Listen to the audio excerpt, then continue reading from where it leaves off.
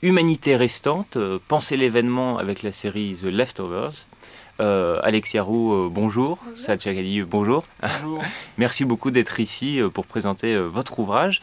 Alors ma première question, guise d'introduction, comment est née l'idée, l'envie justement d'écrire sur The Leftovers?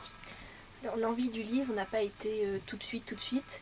Nous avons d'abord commencé par découvrir la série. C'est par le biais d'amis, aussi par le biais de la presse, que nous avons eu envie, le désir de voir cette série. Alors quand nous l'avons découverte, c'était au moment de la diffusion de la seconde saison. Donc on n'était pas du tout contemporain de la première saison, ça a vraiment été... un peu rattrapé. Voilà, on a vraiment rattrapé cette série. Et ce qui nous a intéressé dans cette série, c'est l'idée de connaître le travail de Tom Perrotta, que nous ne connaissions pas encore. Tom Perrotta, dont le livre était la base en fait de la première saison de The Leftovers.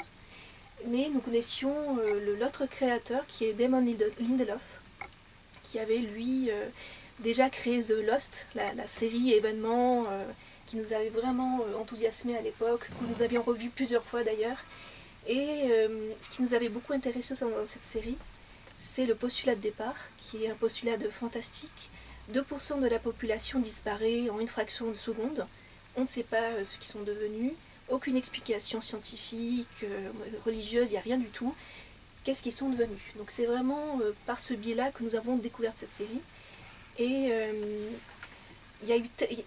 en regardant cette série, ces 2 premières saisons, il y a eu telle richesse dans les motifs, dans les personnages. Les émotions. Voilà, on avait hâte de voir les épisodes suivants. Enfin, c'était vraiment une émulsion entre nous. On a eu beaucoup de discussions enrichissantes. C'était vraiment génial. On avait le sentiment que c'était une des choses les plus belles qu'on avait jamais vues Tout à fait. ces dernières années.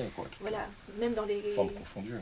Dans le paysage des séries, c'était vraiment un événement pour nous. Et on a eu envie de partager ces impressions, ces émotions. Alors, tout d'abord par le biais du site que nous présentons, donc c'est Néo Nouvelles du Front.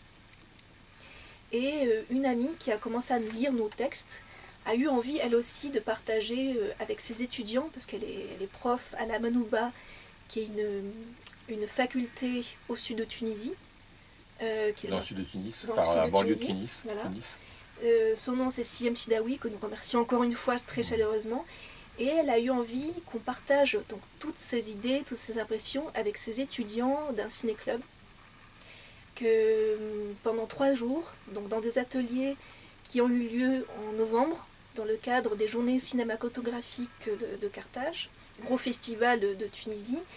Et pendant ces ateliers, on a eu l'opportunité de discuter avec ces étudiants, d'échanger avec eux sur des extraits, sur des motifs de la série. Donc il y a eu une émulsion tellement énorme que l'idée du livre est venue en fait de ces ateliers-là. Une espèce de promesse. Exactement.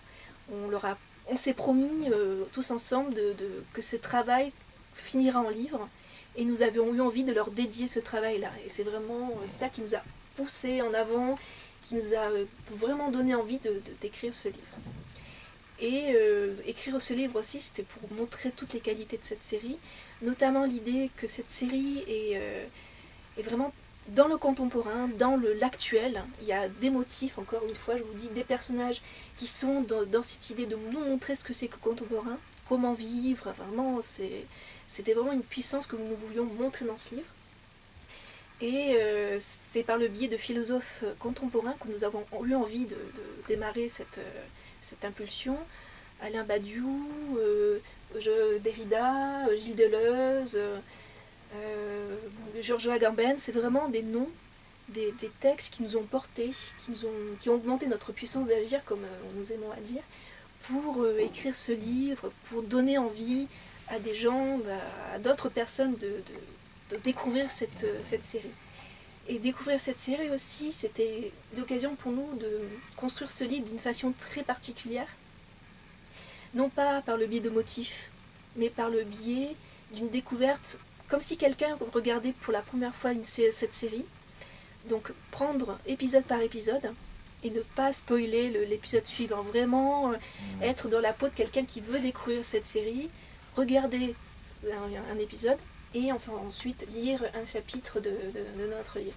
On a expérimenté d'ailleurs avec des Exactement. lecteurs qui ont joué le jeu, de découvrir la série et de lire effectivement au fur et à mesure de la découverte de la série les textes associés à chacun de ces épisodes-là, et ça, on va dire que ça marche, quoi. En tout cas, on a réussi à pas spoiler, mais évidemment avec une pensée voilà, qui travaille toute la série, évidemment, à chaque épisode, et tu as raison voilà, d'insister sur cette question du contemporain, parce que The Leftovers, c'est non seulement une série contemporaine, mais une série qui propose une pensée du contemporain. C'est pour ça, effectivement, comme le dit Alexia Roux, qu'on a eu le désir de mobiliser des grands philosophes contemporains et qui pensent aussi le contemporain.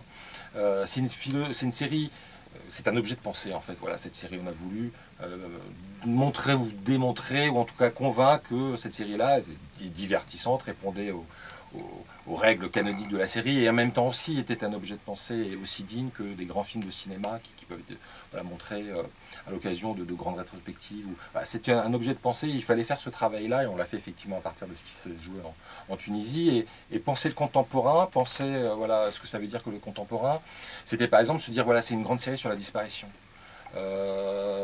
Notre contemporanéité est entièrement traversée par ces questions de disparition. D'abord, c'est une série post-11 septembre 2001, ça c'est une évidence pour les spectateurs, les futurs spectateurs de cette série-là.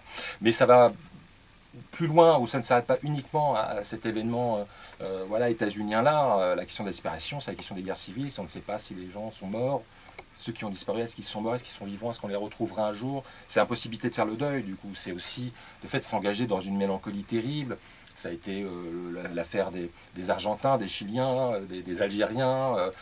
Ça a été l'histoire de l'ex-Yougoslavie. Enfin, c'est ça aussi dont témoigne la série. Il y a une phénoménologie de la cendre extraordinaire dans The Leftovers. Cette question de la cendre, cette passion brûlante de la cendre, bon, à voir aussi avec un épisode très particulier qui non seulement a brisé le siècle, mais a brisé les vies de toute l'humanité entière, c'est la Seconde Guerre mondiale et c'est l'extermination des Juifs. Tout ça, c'est dans la série, et il fallait évidemment travailler à vouloir mettre ça en avant. C'est aussi une série très contemporaine, parce qu'elle a le nez dans le catastrophisme terrible, comme ça, qui s'empare de pas mal de gens aujourd'hui qui ont le sentiment que les temps sont finis, que la fin des temps est arrivée. Il y a une espèce de nouveau millénarisme comme ça qui peut produire d'ailleurs des jaillissements, des explosions fondamentalistes ou intégristes. La série témoigne absolument de ça, et avec une invention, c'est pas un documentaire, c'est une allégorie de notre temps, mais c'est une invention aussi très forte avec une secte en particulier, parce que ce qu'a commencé à raconter Alexia, c'est qu'à la suite de cette disparition, 140 millions de personnes disparaissent de l'ensemble de la Terre, sans explication. Les grands monopoles du sens en fait sont dans l'incapacité de donner une explication. Aucun paradigme explicatif, rationnellement, scientifiquement ou par les textes, les grands textes, ne saurait donc nous donner des éléments d'indication. Ce qui se passe du coup, c'est une espèce de pullullement anarchique de toute une série de sectes, de fous gourous, de prêtres, comme ça, de groupuscules. Tout le monde a évidemment un sens à donner à cet événement-là et rivalise, mais rivalise dans une passion apocalyptique terrible. Et cette série, voilà, est absolument contemporaine aussi de ce qui nous arrive, nous, et pas simplement les populations de l'autre côté de la Méditerranée, mais désormais nous, tous traversés là par ces terribles passions apocalyptiques comme ça qui se manifestent en marge de la religion ou très directement dedans. Et puis, c'est aussi une série d'amants contemporaine par rapport à la notion d'événement. Et c'est pour ça que c'était passionnant pour parler de l'événement en Tunisie. La date très importante dans la série, 14 octobre 2011, jour où 2% de la population mondiale disparaît, 1,4, 1,0 2011. En Tunisie, le grand événement, le jour du départ du dictateur, c'est un hasard, de Tunisie à la suite d'une grande insurrection populaire, c'est le 14-01 2011. Bon, on discutait avec des étudiants qui ont été les sujets aussi de l'événement politique. L'événement est amoureux, l'événement est politique, en tout cas c'est l'imprévisible. C'est ce qui n'avait pas été programmé, c'est ce qui vous arrive, c'est le réel dans sa manifestation peut-être la plus radicale. C'est celui qui peut vous blesser, c'est celui qui peut vous interroger, qui peut vous ouvrir, vous pousser à commettre le pire, ou alors vous obliger quand même à assumer cette blessure et à en faire un destin. C'est ça, là, en cela qu'on a voulu mobiliser de la philosophie. On n'est pas philosophe, mais comme le disait Deleuze, la philosophie est faite pour les non-philosophes. Et la philosophie, c'était pas pour dire que la série c'était de la philosophie en télévision, c'était de dire qu'on pouvait mesurer ou évaluer la pensée de cette série par le biais d'un certain nombre de concepts philosophiques, effectivement, incarnés par tous les noms et d'autres dont a parlé Alexia. Alors effectivement, l'ambition, penser à la question du contemporain et de l'événement, là particulièrement, parce que c'est vraiment le concept, c'est l'envisager selon deux perspectives. La perspective du sens et la perspective de la vérité. Ça, c'est aussi une ambition très grande pour notre livre, c'est que c'est pas la même chose. Si on subordonne le sens sur la vérité, on est dans une impasse qu'on peut appeler dogmatique, et il y a toute une série de personnages absolument dogmatiques dans la série. Et à l'inverse, si on subordonne la vérité au sens, on est dans l'impasse du mysticisme. Et là aussi, c'est les faux gourous, c'est les prêtres, c'est les sectes, c'est ceux qui pensent avoir accès à une espèce de transcendantal du sens de l'événement. L'idée, c'est qu'on va envisager les deux de manière très, très distincte, en respectant quand même les différences justement engagées par ces deux concepts de sens et de vérité. Donc ça, c'est évidemment très important. Et en respectant surtout une structure qui est celle de l'écart, de la parallaxe même, hein, là, en parlant un peu avec Slavoj Žižek, de cette notion d'écart parallactique, et de structure dyadique, du deux. C'est-à-dire qu'on a besoin de deux choses en fait pour penser l'événement, du sens et de la vérité. De la même façon que dans les fictions de Damon Lindelof, le scénariste de Lost, Leftovers, l'autre, le double, le démon ou l'ange, je ne sais pas si l'autre qui s'expose devant moi me veut du bien ou me veut du mal, s'il va être un ange qui va me relever ou un démon qui va me précipiter dans mes soubassements les plus pulsionnels, ça c'est absolument au cœur de Lost, c'est absolument au cœur de Leftovers, et c'est très beau parce que Damon Lindelof, il travaille avec J.J. Abrams pour Lost, il travaille avec Tom Perrotta, et on a fait ce livre à deux aussi d'une certaine manière pour travailler cette logique du deux et s'ouvrir aussi à la question de l'autre, et redonner confiance effectivement à la figure de l'autre, l'importance de la naissance, l'importance effectivement de l'enfant qui vient, tout ça on a vraiment insisté là-dessus. Le sens, alors ce qui est très important de signifier, c'est que il ne s'agit pas de produire du signifiant, des significations, des interprétations. Beaucoup de personnages s'en chargent dans la série, c'est très souvent désastreux. Le sens, c'est ce qui reste, quand bien même on essaie de donner de la signification, et c'est ce qui reste notamment dans le tact dont fait preuve la série, ces touches, ces épiphanies, ces moments inoubliables, ces affects, ces regards perdus, ces moments de déploration, ces surdités, ces enfants qui disparaissent, ces chiens qui viennent et qui s'en vont, ces ponts, ces puits, enfin, c'est ça le sens de la série, et c'est comme ça aussi qu'elle constitue un événement, c'est qu'il nous propose une série d'images inoubliables. Sur le versant de la vérité, et ça nous intéressait beaucoup de travailler là-dessus, ce qui est peu souvent le cas quand on lit de grandes choses sur les séries télévisées. La question de la vérité, c'est la question de construire des conséquences par rapport à l'événement qui s'est produit, et notamment quelles sont les conséquences que nous avons voulu produire par rapport à cette série-là. La série est un événement, et les conséquences de l'événement, évidemment, c'est ce livre, ce sont les ateliers dont on a voulu rendre compte à la suite de la promesse qu'on a faite avec les étudiants. Construire des conséquences relationnelle, subjective, éthique, à partir d'un événement qui creuse un vide, mais dont on sait bien qu'on devra tourner autour du vide, et ne pas tomber dedans comme le font justement les herméneutes qui ont la passion de l'Apocalypse et qui veulent produire du cadavre à la suite des disparus du 14 octobre 2011. Il s'agit de tourner autour et de constituer effectivement un espace qui soit l'espace du monde qui vient après, et ça c'est très fort dans le film, c'est que ça s'appelle l'amour en fait.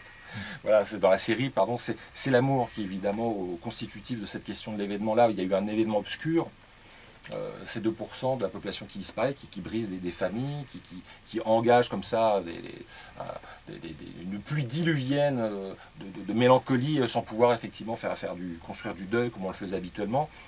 L'amour, c'est la possibilité effectivement pour ceux qui restent, le leftovers, pour ceux qui restent justement d'assumer cette blessure-là. C'est très très beau, ça concerne deux personnages en particulier, Kevin Garvey et Nora Durst.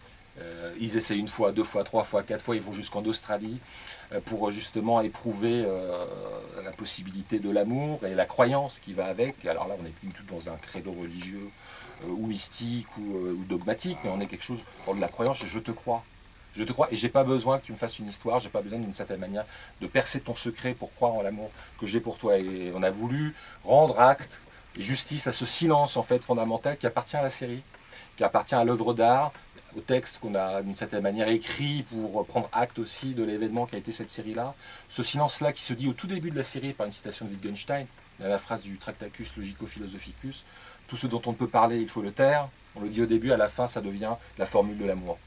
Tout ce dont on ne peut pas parler, il faut le taire, c'est la formule des amoureux, je te crois, j'ai pas besoin que tu me donnes des preuves de ton amour, je te crois. C'est cette croyance qui est sauvée, qui redonne tout le monde, qui fait que les cendres à la fin, ce sont les selles d'argent des cheveux des amants qui ont vieilli. Cette émotion, ce bouleversement, il fallait qu'on écrive un livre à ce sujet-là, il fallait que les étudiants tunisiens, d'une certaine manière, y participent parce qu'ils ont été autrement sur le plan politique, les acteurs de l'événement, et c'est pour ça qu'on a été très très heureux d'écrire ce livre.